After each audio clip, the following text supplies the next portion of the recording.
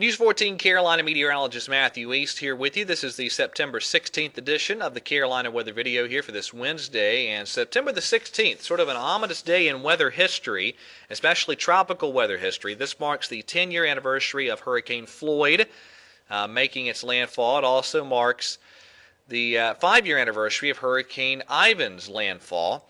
And I want to spend a couple moments sort of looking back at both of these powerful and very significant hurricanes to impact the U.S. Again, Floyd, that was an image, a satellite image of Hurricane Floyd during the afternoon hours September 15th back in 1999. And that is the track that Hurricane Floyd took. It made landfall there in eastern North Carolina as a Category 2 hurricane, but it maxed out in intensity around the Bahamas, upwards the upper end of a Category 4 hurricane. And of course, those of you that were around the state of North Carolina 10 years ago certainly remember Floyd's impacts. And rain was one of the most significant impacts from Floyd. As you see, the rainfall totals were very significant. We had some folks in eastern North Carolina picking up 20-plus inches of rain with Floyd. Storm surge was a problem. I know this is probably tough to see, but you had some coastal spots that saw 9 to 10 feet of storm surge there in the coastal part of the Carolinas. And of course, winds always an issue, and some tropical systems fail to produce the actual surface reports of winds. Floyd was not one of those that failed to produce, as you had a 138 mile per hour wind gust at Riceville Beach.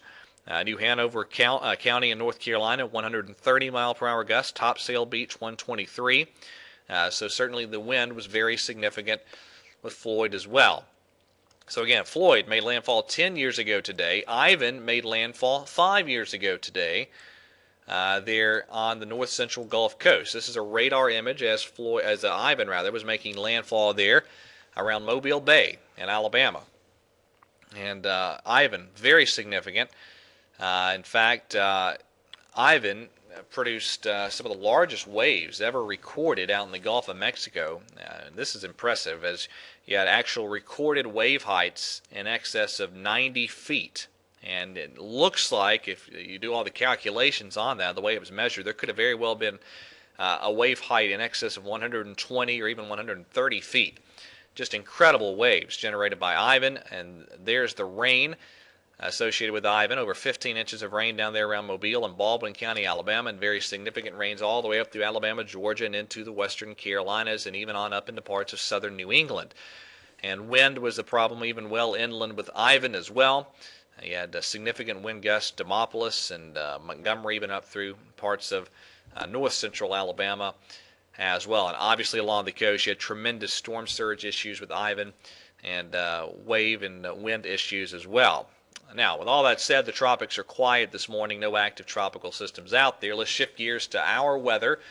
Showers have finally made it into the state of North Carolina. It's been a rainy stretch of weather across the southern plains and the deep south. And finally that moisture making it up in our direction. So it looks like we'll see some showers at times today. Highs upper 70s to lower 80s in most spots. Notice that high pressure over New England. That sort of wedges down here tonight and tomorrow. So tomorrow, we may see some spots around the Triad not make 70, and it'll be a struggle to make the low to mid-70s around the Charlotte region, and we will have rain at times as tomorrow unfolds. Looking out now to Friday, looks like we'll have to mention the continued chances of some showers. Highs Friday in the 70s.